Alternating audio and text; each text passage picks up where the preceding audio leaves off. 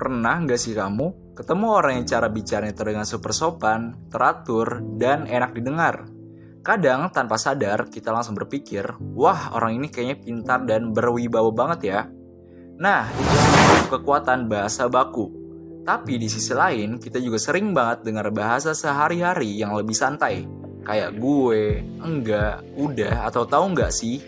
Nah, di video ini kita bakal bahas kenapa hal sederhana seperti pilihan kata bisa bikin cara kita berkomunikasi kelihatan lebih sopan, lebih profesional, dan lebih mudah dimengerti. Yuk kita mulai. Jadi, sebenarnya apa sih yang dimaksud dengan bahasa baku?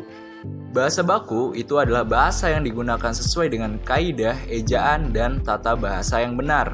Semua aturan tentang penulisan, pilihan kata, dan struktur kalimatnya mengikuti standar yang ditetapkan, seperti yang ada di KBBI dan WEB.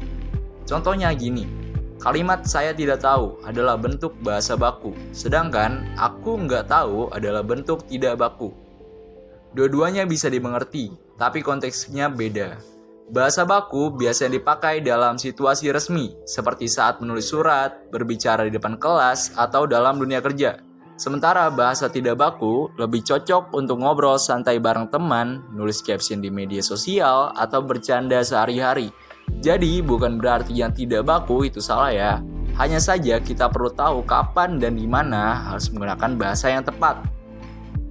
Sekarang, kenapa sih kita harus repot-repot pakai bahasa baku? Pertama, karena bahasa baku menunjukkan keprofesionalan dan kesopanan.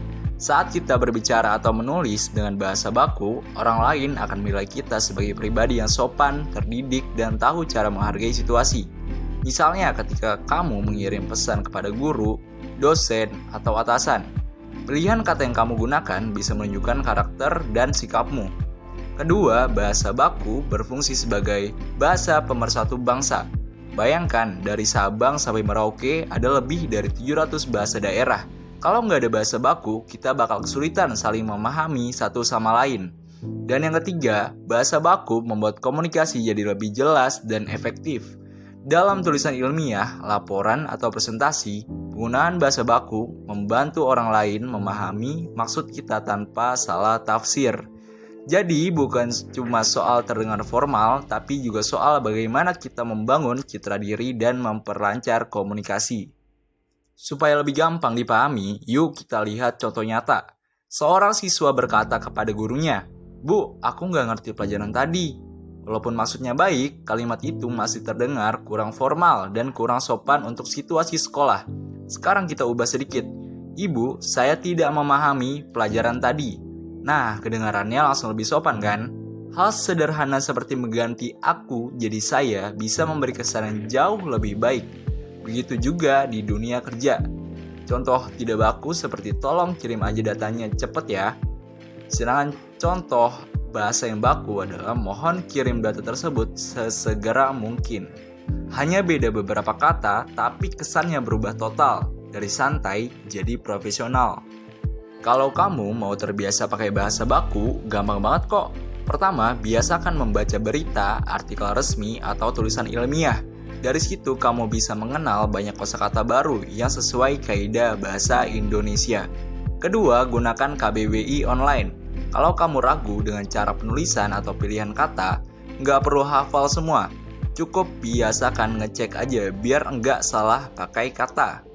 Ketiga, perhatikan konteks saat berbicara. Kalau lagi ngobrol santai dengan teman, nggak masalah pakai bahasa gaul. Tapi saat berbicara di forum resmi, gunakan bahasa baku agar terlihat sopan dan profesional. Ingat, latihan kecil setiap hari akan membuat kamu terbiasa berbahasa dengan benar tanpa harus berpikir keras. Jadi, kesimpulannya, bahasa baku bukan sekedar aturan yang kaku di buku pelajaran, tapi cerminan dari siapa kita, bagaimana kita menghargai orang lain, dan bagaimana kita menampilkan diri di hadapan dunia. Menggunakan bahasa baku bukan berarti ketinggalan zaman atau terlalu formal. Justru menunjukkan bahwa kita tahu bagaimana cara berkomunikasi dengan benar dan bijak. Yuk, mulai sekarang biasakan menggunakan bahasa baku di setiap kesempatan yang tepat. Karena bahasa yang baik mencerminkan pikiran yang baik pula. Saya Rizan Abgairullah. Terima kasih sudah menonton.